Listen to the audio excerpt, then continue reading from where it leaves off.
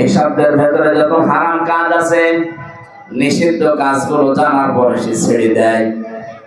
হালাল যেগুলো আছে, বৈধ আছে, জানার পরে জীবন থাকে আঁকড়িয়ে ধরে। আমি তাদের জন্য এই শব্দটা প্রয়োগ করেছি যে দাখালাল জান্নাহ, সে জান্নাত চলে গেছে।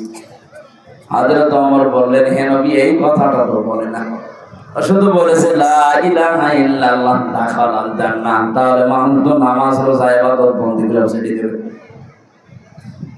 এখানে সারা এই ধান্দা আছে যে কালেমা যখন পড়েছি জান্নাত একদিন যাবই। ঠিক আছে, হালালকে হালাল জানা লাগবে না, হারামকে হারাম জেনে ছেড়ে দেওয়া লাগবে না। প্রশ্ন আসতে পারে, আমি জানি, জানেন, কিন্তু বাস্তব জীবনে আমাদের এগুলো প্র্যাকটিক্যালি আমল নেই। আর এটা স্মরণ করিয়ে দেওয়ার জন্য আজকের এই অনুষ্ঠান। কথা বলে ঠিক কিনা? সুতরাং যে আল্লাহ আমাদেরকে দিনের বেলায়, আমাদেরও কাজ ছিল, হাজারো কাজ বাদ দিয়ে কোরআনের জন্য ময়দানে নিয়ে আসলেন। কোরআনের তাফসীর শোনার জন্য খুশি হয়ে বলেন আলহামদুলিল্লাহ। এটা আমার ঠিক আছে। দরুদ আর সালাম পড়ছে আমাদের নবী। কারণ কোন অনুষ্ঠান যদি আল্লাহর আরশে পৌঁছাতে হয়, এই পৃথিবীতে কোনো বাবার নামে পীর সাহেবের গুণগান করে আপনি পৌঁছাতে পারবেন না। অনুষ্ঠান যত বড় হোক ছোট হোক, যে কোনো ইবাদত বন্দেগী হোক, ওটা যদি আপনি মনে করেন যে এটা আমার আল্লাহর দরবারে কবুল হয়ে যাক, তাহলে ওটার আগে পরে দরুদ শরীফ পড়া লাগবে। কি পড়া লাগবে? আমরা যেটা একটু আগে পড়লাম না একবার, তাহলে বিশ্বাস করতে পারি এই অনুষ্ঠান যত ছোট হোক, মানুষ এই কয়জন হোক, এটা আল্লাহর দরবারে ইবাদত হিসাবে কবুল হয়ে গেছে। প্রশ্ন হচ্ছে, যে কথাগুলো বললাম আমি দরুদে, ওইগুলো আমার প্র্যাকটিক্যাল জীবনে থাকা লাগবে। কথা বলে না, আমি বলি এক মুখ দিয়ে, অথচ আমার প্র্যাকটিক্যাল লাইফে এগুলো সেট করা নেই। আমি আন্দাজে এ মুখের চামড়ার মুখ হবে না, এর সাথে আরো দুইটা সম্পৃক্ত আছে। আপনার অন্তর দিয়ে বলা লাগবে এবং বাস্তব জীবনে এটা দেখানো লাগবে। কি বললেন আপনি একটু মেলান তো, কি মন থেকে দরুদ শরীফ পড়েছেন? বলেন না কেন? হাদিস হচ্ছে, পৃথিবীর যে কোনো প্রান্ত থেকে যদি নবীর কোনো উম্মত একবার দরুদ শরীফ পড়ে, ফেরেশতারা ওইটা নিয়ে নবীর রওজার কাছে শোনায়। নবীজি বলেন, আমি শোনার পরে উত্তর দেই আর তার জন্য আমি মাগফিরাতের দোয়া করি। সুবহানাল্লাহ। আমরা হাদিস সারা জীবন শুনি যে নবীজির সুপারিশ ছাড়া আমির হামজা না, ওর বাবাও জান্নাত পাবে। আপনি নিজের ইবাদত বন্দেগী একেবারে আকাশ পরিমাণ করলেও জান্নাত যেতে পারবেন না, বিশ্ব নবী যদি আমাদের জন্য সুপারিশ না করে। সেই হিসাবে আমার বর্ণনা, যে কথাগুলো বললাম, দেখেন তো আমরা সুপারিশ পাবো কিনা। এক নম্বরে বলেছিলাম, আল্লাহুম্মা, হে আল্লাহ, সাল্লি আলা, তুমি রহমত নাযিল করো। এখানে সাল্লুন শব্দের অর্থ চারটা। সাল্লুত মানে রহমত নাযিল করা, সাল্লুত মানে দরুদ শরীফ পড়া, সাল্লুত মানে নামাজ পড়া, সাল্লুত মানে মাগফিরাত কামনা করা। আমার আল্লাহর কাছে চারটা, যেটা যার সাথে মিলবে তার সাথে লাগাবেন। এখন যদি সাল্লুন শব্দের বাংলা অর্থ আপনি এখানে ধরেন যে মাগফিরাত কামনা করা, সৃষ্টি জগতে আমরা যারা অপরাধ করি তারা মাগফিরাত কামনা করলে মানায়। কথা বলেন কেন? তো বিশ্ব নবীর জন্য মাগফিরাত কামনার দরকার নেই, কারণ তার আগে পরের সব অপরাধ আল্লাহ মাফ করে দিয়েছেন।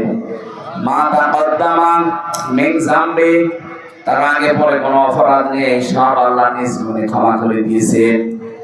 দ্বিতীয় অর্থ হচ্ছে সাল্লুন মানে নামাজ পড়া। এখানে তো আমরা নামাজ পড়লাম না, এই যে কিছুক্ষণ আগে পড়লাম ওই নামাজ না। এই দরুদের ভেতরে কোনো নামাজ পড়েছি? বলেন বলেন। এইটা যার জন্য যেটা মেলে তাকে সেই জায়গায় লাগাবে। 3 নাম্বার রহমত নাযিল করা, এটা মিলছে। আমরা তো আল্লাহকে বলতেই পারি, হে আল্লাহ তুমি রহমত নাযিল করো। সাল্লি আলা, আলা মানে উপরে, মুহাম্মদ, মুহাম্মাদের উপরে। আপনি যখন মনে মনে এই কথা বলেন যে আল্লাহুম্মা সাল্লি আলা, হে আল্লাহ তুমি রহমত নাযিল করো, আল্লাহ যদি বলে কার উপরে, আপনি নিজেই যেন জবাব দিচ্ছেন আলা মুহাম্মদ, কার উপরে? এক কথা বোঝা লাগবে, আপনি শুধু খেলা করার জন্য আসেন না। এত কষ্ট স্বীকার করে, টাকা পয়সা খরচ করে, সময় ব্যয় করে আপনি বসে আছেন, একেবারে চাতক পাখির মতো শুনতেছেন, বোঝার জন্য শুনেন। আপনি কিন্তু বলেন না যে আলা মুহাম্মদ, প্রথমে বলেছিলেন আল্লাহুম্মা সাল্লি আলা, হে আল্লাহ তুমি রহমত নাযিল করো। আল্লাহ জানো হঠাৎই প্রশ্ন করছে বান্দা কার উপরে? আপনি কি বলেছেন আলা মুসিব, মুসিবের উপরে? কথা বলেন না। আপনি বলেছেন আলা জিয়া, জিয়ার উপরে? পৃথিবীর কারো নামে আপনি বলেছেন, কি বলেছিলেন? আলা মুহাম্মদ, মুহাম্মাদের উপরে তুমি রহমত নাযিল করো।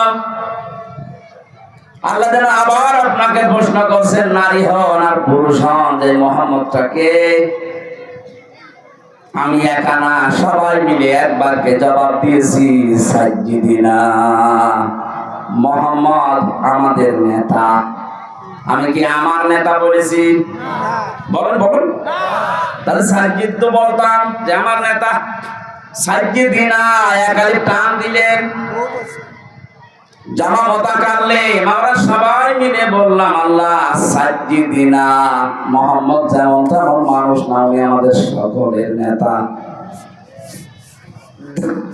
দরদের ভেতরে আপনি আমাদের নেতা বলে স্বীকার করে নিলেন, এখান থেকে পরিবারে, সমাজে, রাষ্ট্রে গিয়ে আর মুহাম্মদ রাসূলুল্লাহর নেতৃত্ব মানতে চান না।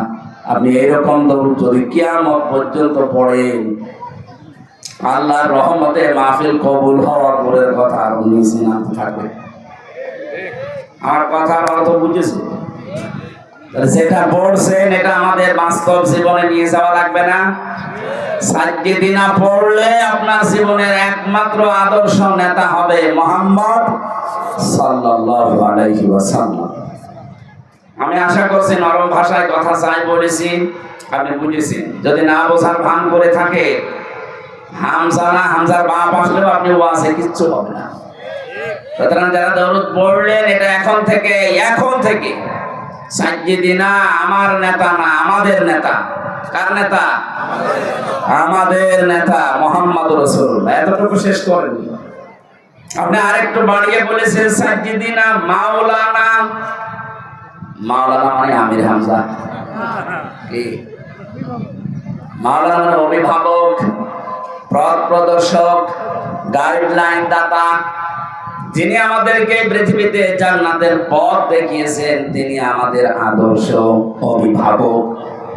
এই জায়গায় শব্দগুলো বাংলাদেশ, ভারত, পাকিস্তানের মানুষেরা বেশি ভুল করে।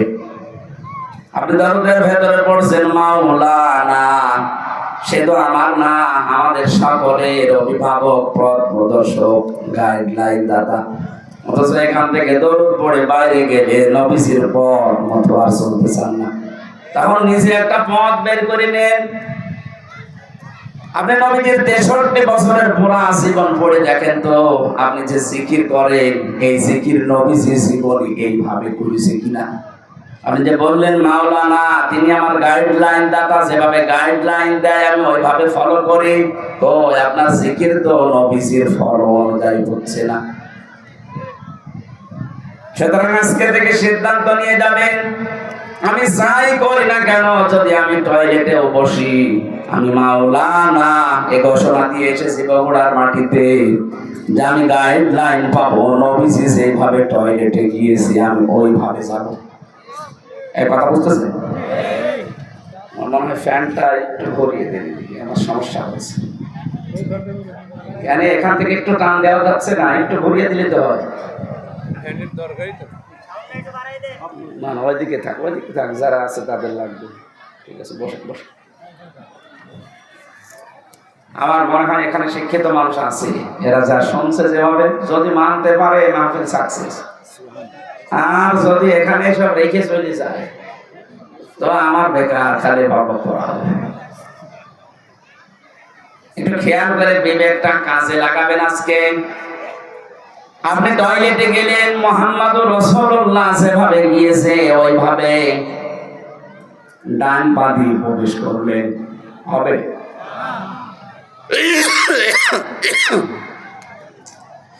নবীজি জীবনে কোনদিন ডান পা দিয়ে টয়লেটে বসেছেন? বলেন বলেন। কে দিয়ে? আরো জোরে। বাম পা দেওয়ার সময় তিনি বলতেন, আল্লাহুম্মা ইন্নী আউযু বিকা মিনাল খুবুসি ওয়াল খাবাইস। খুবসি না, খুবুসি। বহু বছর এটা। কারণ জিন শয়তান, জিন পরি অনেক আছে, একটা না। পৃথিবীতে সবচাইতে বেশি শয়তান আনন্দ পায় নারী এবং পুরুষের লজ্জা স্থান দেখে। কারণ শয়তান যৌনবাদী ও যৌনতা ছড়াতে ভালোবাসে।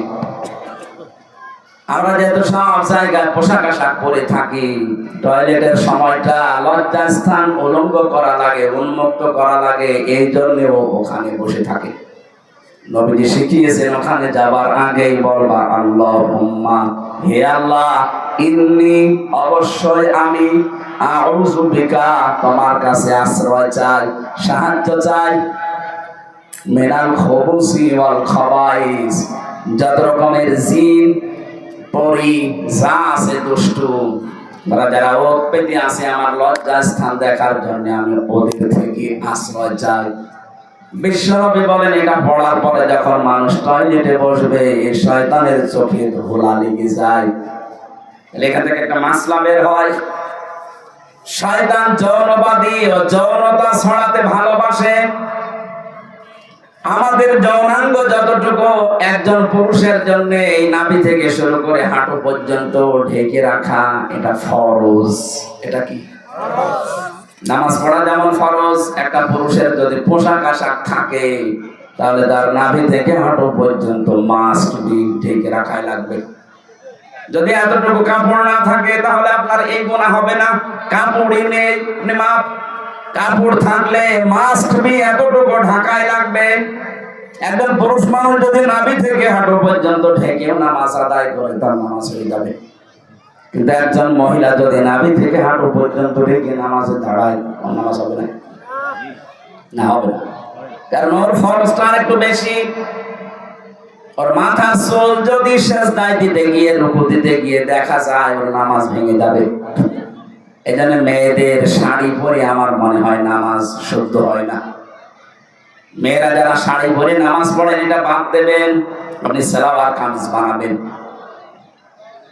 আমার মনে হয় সালোয়ার কামিজে খরচও কম হবে, ফরজ পর্দা আদায় হবে, নামাজও সুন্নত অনুযায়ী হবে। আমরা স্বামী যারা আছি তারাও বেশি দেব। ৩,০০০ ৫,০০০ টাকা দিয়ে শাড়ি না কিনে ওই 450-500 টাকা দিয়ে সালোয়ার কামিজ বানানো হয়ে যায়। মেয়ের লোক তো ঝামেলা ও সাঁতার মানতে চাই না। সম্মানিত মা বোনেরা, আপনার ফরজ মুখমণ্ডল, হাতের কবজি আর পায়ের পাতা বাদ দিয়ে পুরা শরীর আপনাকে ঢেকে রাখা লাগবে। নামাজের সময় অন্তত মাথার চুলটা যেন বের হয়ে না যায় কোনো ক্রমে। শয়তান সবচেয়ে বেশি আনন্দ উপভোগ করে তখন যখন দেখে কোনো মানুষের লজ্জা স্থান উন্মুক্ত হয়ে আছে। আর এইটা আসান করার জন্য 15.5 বছরে যারা দায়িত্বে ছিল, ডাইরেক্ট ইনডাইরেক্ট ওই মানুষগুলো সবচাইতে বেশি চেষ্টা চালিয়েছে।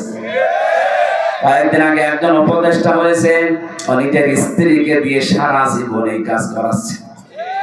ওর স্ত্রীর মাথায় তো বিশাল বড় একটা সালোয়ার কামিজ দেওয়া থাকে না? ওই সমস্ত সিনেমা, নোবেল, নাটক, থিয়েটার বানিয়েছে। আপনি দেখেছেন এই যে bachelor, third person singular number উপন্যাস পড়েছিলাম, ওইগুলো দিয়ে এখন সিনেমা বানিয়েছে। ওর নিজের স্ত্রীকে দিয়ে অভিনয় করিয়েছে। এখানে পরকীয়া প্রেম কি করে করা লাগে, সমকামিতা কিভাবে প্রমোট করা লাগে, এইগুলো উস্কে দিয়েছে সারাটা জীবন। সেই লোক এখন এই দেশের উপদেষ্টা। ও সামনে যদি দায়িত্বে ভাবে থাকে, নিজের বউ না আপনার বউ দিয়ে করাবে তখন। এই জন্য দেশে এখন ঝড় উঠতেছে না, এরে বাদ দিন। আপনি দরকার হয় ছাগলকে বসান, কিন্তু এরে বসানো যাবে না। ৯৬% মুসলমানের দেশে যারা আল্লাহর নিষিদ্ধ কাজ পুরুষে পুরুষ নাকি বিয়ে করে, বাড়ি যে কালকে বলবে। টের পাচ্ছেন কোথায় যাচ্ছে? খালি নামাজ পড়ে রোজা রেখে কালো বোরকা পরে হাঁ করে থাকলে হবে? বাস্তবতা নেওয়া লাগবে না? আপনার মেয়ে কালকের দিন পরে নিয়ে চলে যাবে, বলবে যে না দেওয়া লাগবে।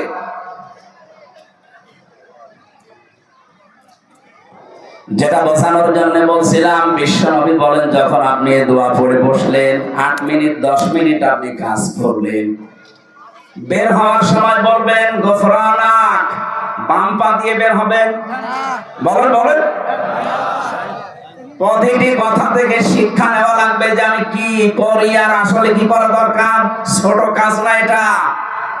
এইটা নবীজি গাইডলাইন দিয়েছেন যে ডান পা দিয়ে এবার বের হবা, বাম পা দিয়ে বের হওয়া যাবে না।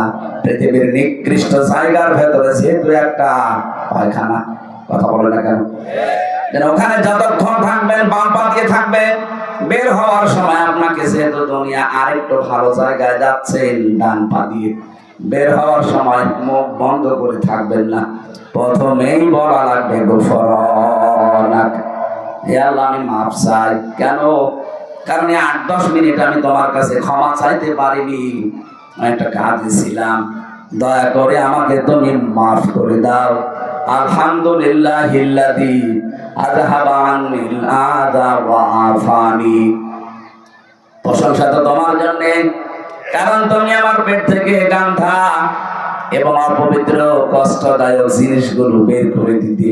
যদি তুমি না দিতে, এটা বের করার জন্য আমার আবার অপারেশন করা লাগবে। যাদের পাইলস হয়, অর্শ হয়, ফিস্টুলা হয়, আপনি দেখেছেন বাস্তবতা দরকারে কে বলে 10 মিনিট 8 মিনিট না, ঘন্টার পরে ঘন্টা লোকটা বসে আছে ওইরকম জায়গায়। আল্লাহ যদি সত্যি আপনাকে গান্ধা জিনিস বের করে না দিতে, ওটা কেটে বের করে লাগার জন্য অপারেশন করা লাগবে। হাদিস পড়েছি, কোন মানুষ যদি সত্যি এই দোয়াটা পড়ার সময়, বের হওয়ার সময় আমল করতে পারে, এরকম কঠিন রোগ থেকে আল্লাহ তাকে আস্তে আস্তে বাঁচিয়ে দেয়। জীবনে দোয়া অনেকে আছে পড়েই। বোঝানোর বিষয় ছিল যে দোয়াটা পড়ে আসলেন, গেলেন, 8-10 মিনিট সময় কাটালেন, পড়াটা নবীজির গাইডলাইন মতো হয়েছে, এই জন্য পড়াটাই ইবাদত। কথা বলেন, এটা যে ইবাদত মানে তো আপনি মনে করছেন আমি 10 মিনিট টয়লেটে থাকলাম, এটা আবার ইবাদত হয় কি করে? হ্যাঁ, কারণ এই তরিকাটা রাসূলুল্লাহর। এই তরিকা যদি আপনি আব্রাহাম লিঙ্কনের মতো করেন, আপনি যদি জো বাইডেনের মতো যান আর বের হন, ডোনাল্ড ট্রাম্পের মতো যান আর বের হন, ওইটা তো আর ইবাদত হবে না। ওটা কিয়ামতের দিন আপনাকে আল্লাহ হাজির করবে ওই ট্রাম্পের সাথে, কারণ আপনার গাইডলাইন দাতা, আপনার আদর্শ, আপনার অভিভাবক হয়ে দাঁড়িয়েছে পথ প্রদর্শক ট্রাম্প।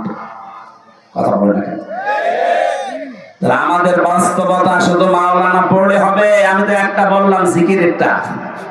দুনিয়ায় যত রকমের কাজ আছে, প্রত্যেকটি কাজে সেই অনুসরণ করা লাগবে মুহাম্মদুর রাসূলুল্লাহ। কেউ বাজারে গেছে, কিভাবে দরদাম করবে, কিভাবে তার ক্রেতা বিক্রেতার বিক্রি হবে, এমন কোন কাজ নেই নবীজি জীবনে করেননি। আর আপনি ওই কাজের বাইরে কোন কাজ করলে আপনার মাওলানা মুহাম্মদ ওয়া আলা আলি সাইয়্যিদিনা কিচ্ছু হয়। তাহলে দরুদ শরীফ কবুল না হলে মাহফিল কবুল হবে? বলেন বলেন। আল্লাহ যেন আমাদেরকে সহজ ভাবে বোঝার তৌফিক দিন, বলেন আমিন। জেলখানায় আমি 3টা বছর ছিলাম, ফাঁসির কন্ডেম সেলের ভেতরে। আমার প্রতিদিনের তাহাজ্জুদের নামাজে এই দোয়া ছিল, আল্লাহ আমি বাইরে যদি জীবনে যেতে পারি। আমার আর আশা ছিল না যে আমি বাইরে যাব, কারণ ওরা যে অবস্থায় রেখেছিল মনে হচ্ছিল মারা যাবে। 24 ঘন্টা ওরা আমার নজরদারিতে, তালাবদ্ধ অবস্থায় যোগাযোগ বিচ্ছিন্ন করে রেখে দিয়েছিল। জানতাম না যে বাইরে কেউ আসে না নেই।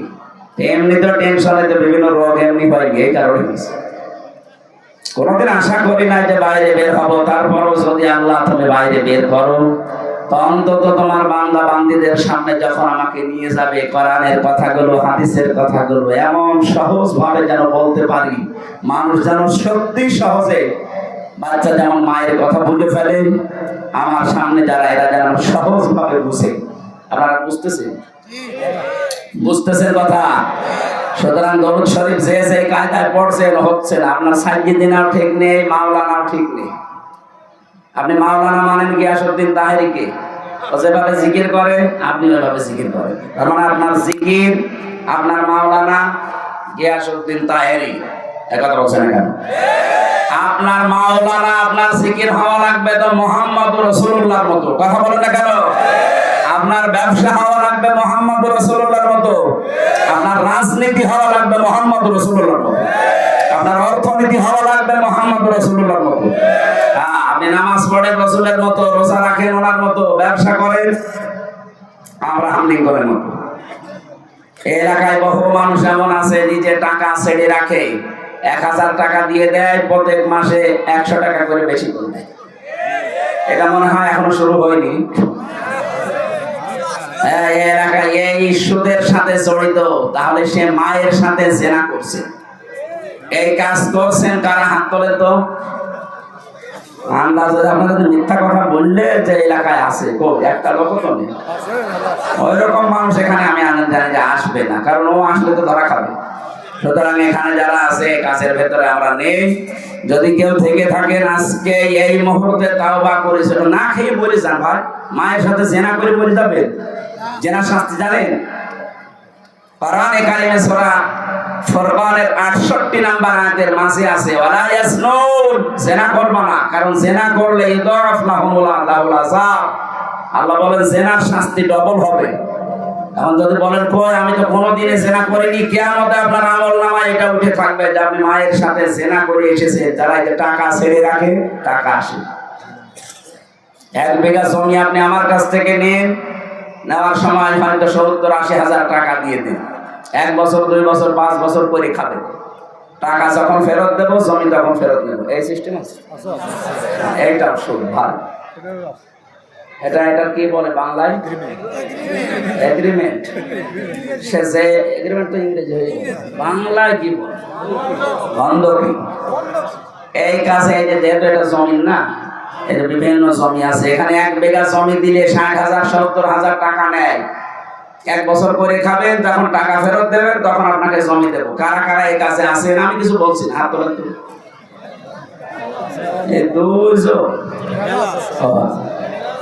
ঠিক আছে, আলহামদুলিল্লাহ। না এদের সাহস আছে, বড় মানুষ তো, তার জিয়ার মতো সাহস আছে। বলেন তো আপনি যে এই কাজ করে, কি না জেনে করে না জেনে করে? না জেনে। তাহলে এখন যেহেতু জেনে ফেলছে, এরপরও যদি করে, আপনি এতদিন বলতে পারতেন আল্লাহকে যে আল্লাহ আমি জানতাম না, আমি কি করব। এখন যদি বলেন যে আমি জানতাম না, তাহলে মিথ্যা বলা হবে। আর অনেকে মনে করছে আল্লাহ এ তো না আসাই ভালো ছিল। হ্যাঁ, এখানে একটা কথা আছে, যে মানুষগুলো এই ধান্দায় থাকে যে আমি জানতাম না তাই মানতাম না, তার ডবল গুনাহ হবে। এই কথা বুঝতেছে? কোন মানুষ যদি কোন বিষয়ে জানে কিন্তু মানে না, তার গুনাহ হবে একটা। আর কোন মানুষ জানেও না মানেও না, গুনাহ হবে কয়টা? 2টা। কেন? কারণ জানাও ফরজ, মানাও ফরজ। জানার ফরজ আপনি আদায় করে ফেললেন, আপনার একটা ফরজ আদায় হয়েছে। আপনি মানেন না, ওইটার জন্য গুনাহ হবে কয়টা? বলেন না কেন? আপনি জানেনও না মানেনও না, আপনি জানেন না কেন? প্রশ্ন হচ্ছে আপনি জানেন না কেন? আমি কি জেনে এসেছি দুনিয়া? আমি তো আপনার মতো মায়ের পেট থেকে এসেছি। আমি যদি জানতে পারি ইসলামের ইমাম, আপনার কি হয়েছে? আপনি এইটা জবাব দিতে পারবেন না। এই জন্য যে ব্যক্তি বলেছে জানি না তাই মানি না, আজকে তো জানলেন। আর এই কারণেই তো অনুষ্ঠানগুলো দেওয়া হয় যে আপনি কেন জানেন। তাহলে সে 4-5 জন হাত তুললো যে ওনারা জমি বন্ধকি দেয়, এগ্রিমেন্ট করে, 60,000 70,000 টাকা নেয়, করে খায়, আবার টাকা ফেরত দিলে জমি ফেরত দেয়। এটা মায়ের সাথে জেনা করার গুনাহ হচ্ছে। এটা থেকে মুক্ত হওয়া লাগবে না? আমার মনে হয় এই মাসলা বলা ভুল হয়ে গেল নাকি? এটা মানবেন তো যদি আমি এখন পদ্ধতিটা বলি? মানা যাবে না ইনশাআল্লাহ? আরে ভাই আপনি কার জন্য কি করে যাচ্ছেন আমার তো বুঝে আসে না। আমি আপনার সন্তান, আমার জন্যই করছেন। আপনি 200 বছর পরে আসবেন, যে বাড়ি ঘর বানিয়েছেন, যে জমি জায়গা রেখে গেলেন, এই জমি জায়গা আসলে আপনার ঠ্যাং ভেঙে ফেলা হবে। হ্যাঁ, আপনি 200 বছর পরে আসেন, আমিও থাকবো না 200 বছর পরে, আপনিও থাকবেন। আমার ছেলে, আমার নাতি, নাতির নাতি থাকবে, তারা আপনাকে ঢুকতে দেবে? আমারে ঢুকতে দেবে? তাদের জন্য বিশাল সম্পদ গড়ার জন্য আপনি এই মায়ের সাথে জেনা করার গুনাহ করে যাচ্ছেন, অথচ 100 বছর পরে আসলে আপনাকে এই জমিতে আর থাকতে দেবে না, ঢুকতেই দেবে না, বলবে কে আপনি চিনি না। এটা একটা ধোঁকা। এই ধোঁকার জন্য আমাদের আসল বিশাল জীবন পড়ে আছে সামনে। এরকম পাগলামি যেন আমরা কেউ না করি ভাই। এই স্মরণ করানোর জন্য এই তাফসীর মাহফিলে আসা লাগে। আল্লাহ আমাদেরকে স্মরণ করাচ্ছেন।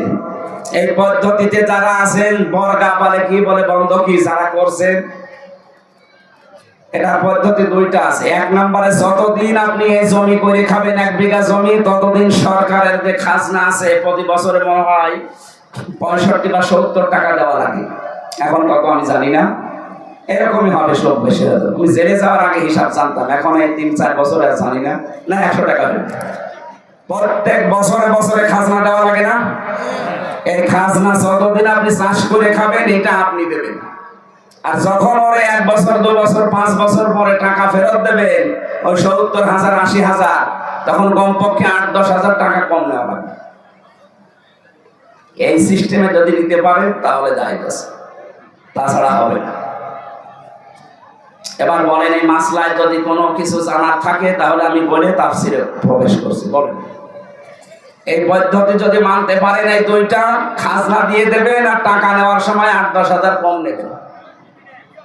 আর একটা নিয়ম আছে ভাই, আমি শেষে আপনার প্রশ্নের জবাব দিয়ে দিচ্ছি। আর একটা নিয়ম আছে, যখন আপনি এই বাস্তবতায় যখন আপনি বলবেন যে আমি 10,000 টাকা দিলাম, প্রত্যেক বছরে বছরে আপনি 10,000 করে টাকা দেবেন, এই জমি আপনি কাজ করবেন যতদিন যা উপায় করে নিতে পারেন।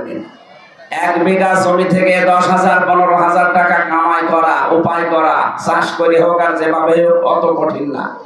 সুতরাং ইনসাফ যেন দুইজনেরই থাকে, সেই হিসাবে নেওয়া জায়েজ আছে। আমার কুষ্টিয়া মেহেরপুর চুয়াডাঙ্গাতে 1 বিঘা জমিতে সর্বোচ্চ 8,000 10,000 টাকা 1 বছরে দিয়ে দেয়, এইটা জায়েজ আছে। এটার আরবি নাম বাংলা নাম কি বলে আমি জানি না, খায়খালাসি। এইটা করবেন, এইটা মানুষ করতে চায় না, বলে লস হয়ে যায়। ঠিক আছে, আপনার বিবেকে যা ধরে এখন থেকে আপনি তাই করেন, কিন্তু এই দোষ দিতে পারবেন না যে আমি জানি না তাই মানি না। আপনার ডবল গুনাহ করে যাবেন না। আজকে আমরা তেলাওয়াতকৃত যে আয়াত পড়েছিলাম সূরা নিসার 36 নম্বর আয়াত। আমাদের আলোচনার বিষয় আজকে হক, স্বামী স্ত্রীর হক, মা বাবার হক, প্রতিবেশীর হক, এবং কি কাজের ছেলে মেয়ে যারা কাজ করে খায় বাড়িতে দোকানে, এই সমস্ত মানুষের হকের কথা কোরআনের এই আয়াতের ভেতরে আছে। প্রত্যেকটি জিনিসের উপরে আপনার হক আছে, আর কিয়ামতে এই হকগুলো সম্পর্কে আল্লাহ আপনাকে স্ব আকারে প্রশ্ন করবে। আল্লাহ আমাদের যেন প্রশ্ন করে আটকাতে না পারেন, সেই জন্য এটা তেলাওয়াত করলাম। আমি সহ প্রত্যেকে এবার প্রবেশ করছি। আল্লাহ রাব্বুল আলামিন বলেন, ওয়া'বুদুল্লাহা ওয়া লা তুশরিকু বিহি শাইআ। হে পৃথিবীর মানুষেরা, তোমরা আল্লাহর ইবাদত করো, আমি আল্লাহর সাথে কাউকে শরীক করবা না। প্রশ্ন আসতে পারে, ইবাদত তো করি, কি করে না? 5 ওয়াক্ত নামাজ হয়তো পড়েন, রোজা রাখেন, আর মেয়েরা যারা আছে খুব বেশি হলো কালো বোরকা পরে একটু ভরে, এই শেষ।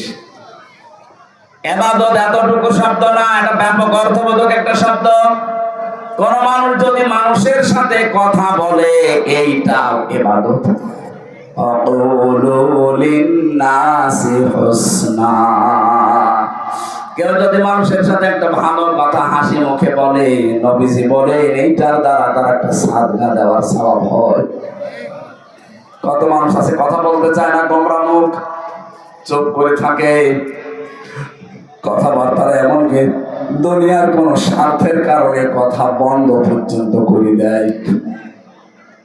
মুরগিতে ধান খেয়েছে, এতটুকু একটা অপরাধ, এই নিয়েও মাসের পরে মাস ঝগড়া, কথা বলে না, এমন দুনিয়ায়।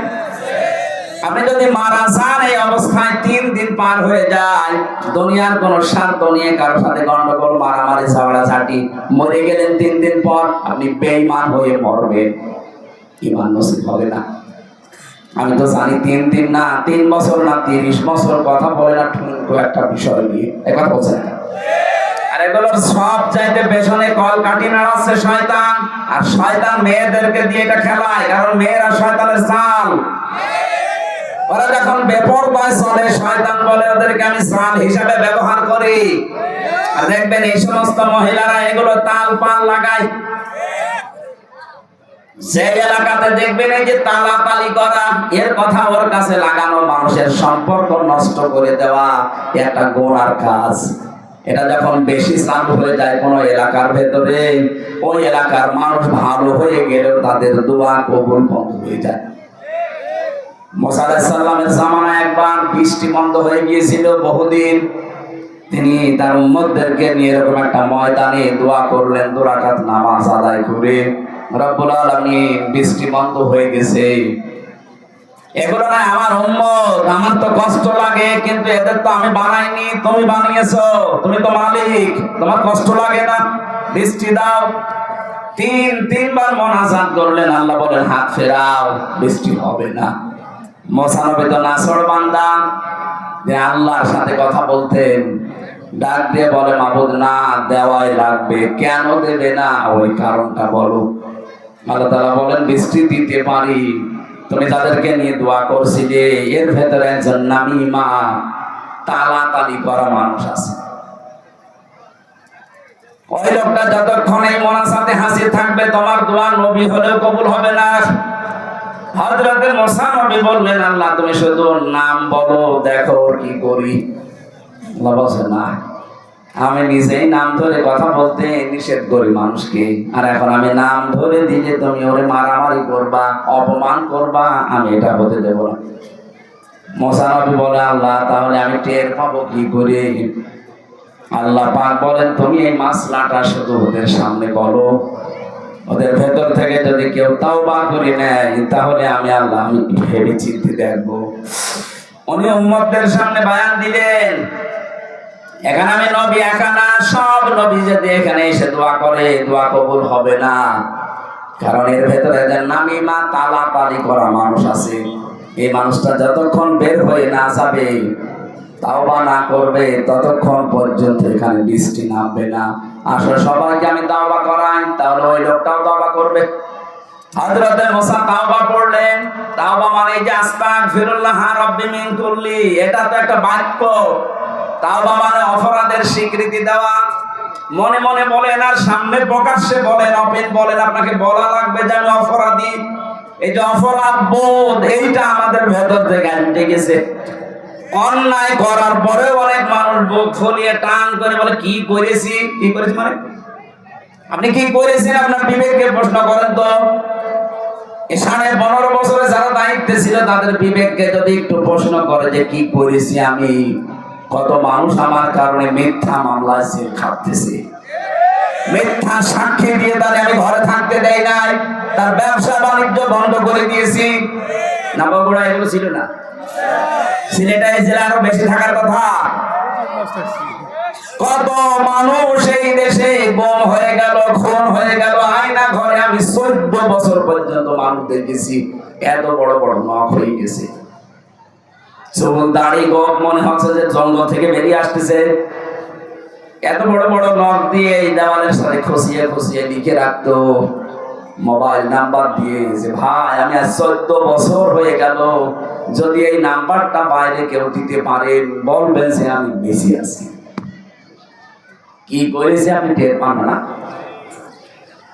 আমি 10 দিন আয়না ঘরে ছিলাম, আমি টের পেয়েছি যে কি করেছেন আপনি।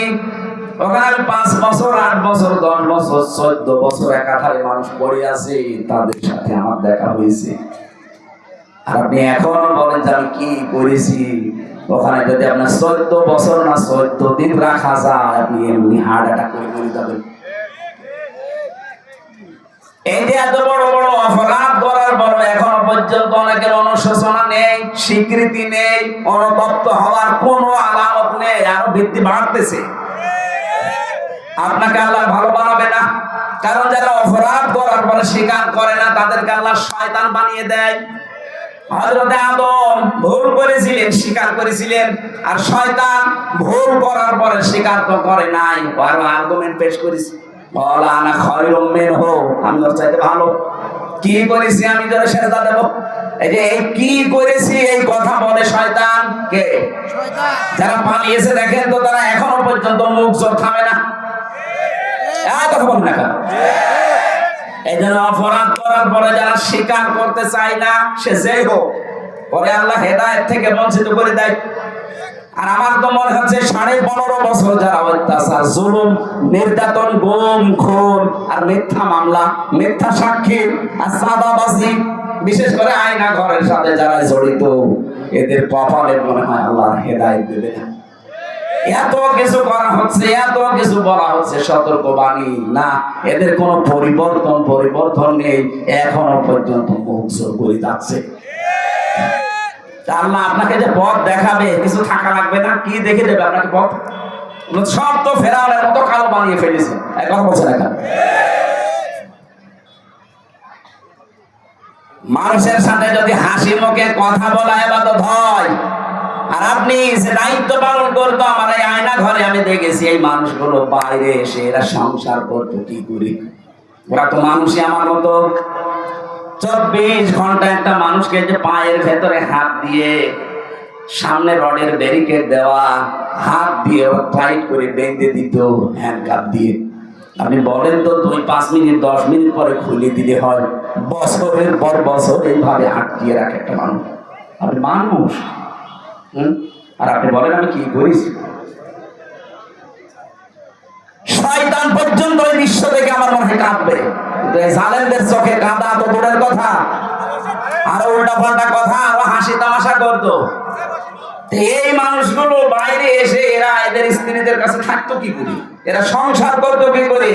আমরা ভেতরে মাটির নিচে থেকে আপনাদের সাথে তো তারা বেড়াতো।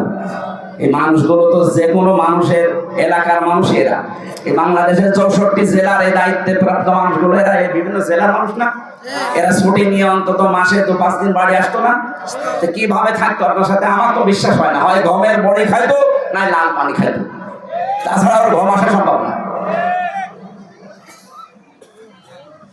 এদের তাওবা মুসা নবী যখন করেছিলেন, তখন প্রথমে সবাই অনুতপ্ত হয়েছে, অনুশোচনা হয়েছে, ঘোষণা দিয়েছে যে হ্যাঁ আমরা অপরাধী।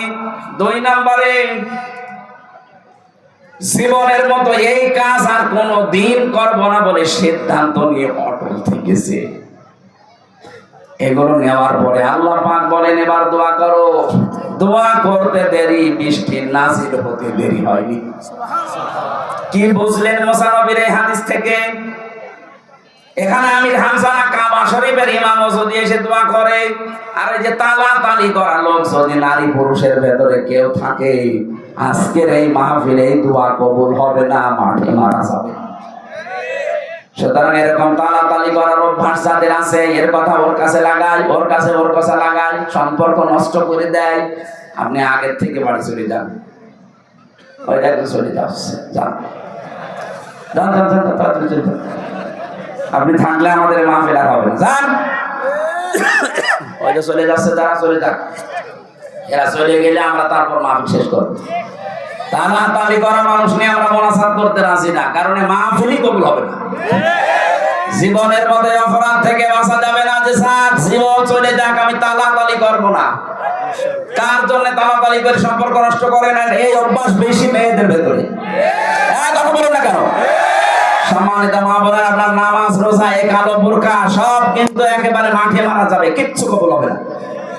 মুসা নবীর মতো এত বড় পাওয়ারফুল নবী হাত তুলে বসে আছে, আল্লাহ হাত ফেরত দিচ্ছে, আর আপনি কোথাকার কি? এজন্য ইবাদত এইটাও কথা বলার ইবাদত। কারোর সাথে যদি রাগ করে থাকে, ওটা আল্লাহর জন্য রাগ করা লাগবে। ও আল্লাহর বিধান মানতে চায় না, ওকে বোঝানোর পরে এই কারণে ওর সাথে আমার সম্পর্ক ভালো না, এটা কার জন্য? বলেন। কারোর সাথে যদি ভালোবাসা দোস্তি তৈরি হয়, এটাও তৈরি হওয়া লাগবে আল্লাহর জন্য। কাউকে কিছু দিলে, দান করলে, ওটা আল্লাহর জন্য। কাউকে কিছু দেই না, দান করি না, ওটা আল্লাহর জন্য। নবী বলেন ফাকাদ ইসতাকমালাল ঈমান, ও ঈমানকে যেন পরিপূর্ণ করে নিল।